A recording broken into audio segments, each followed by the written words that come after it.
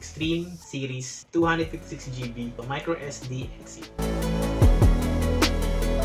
Walang adapter na included to guys. So yung pinaka micro SD lang siya. Naka-seal naman din yung bubble wrap. So ito siya mga boss. SanDisk Extreme. So siya pwede gamitin sa Android. Ayan. So 4K UHD. Sa mga drone. Ayan. So action camera. Micro SD card with extreme capture, transfer, and up speed. So 256GB. So speeds up to 160 MB per second. Sa read siya. Sa read.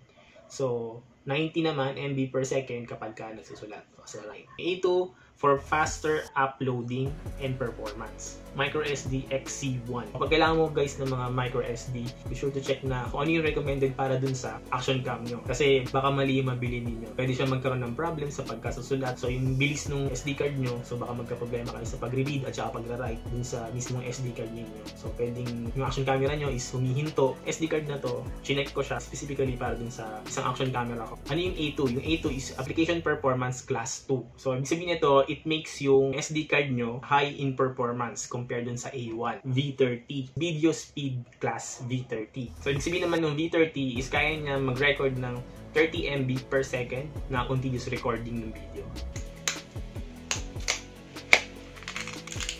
Ito na siya mga boss. Try natin siya dito.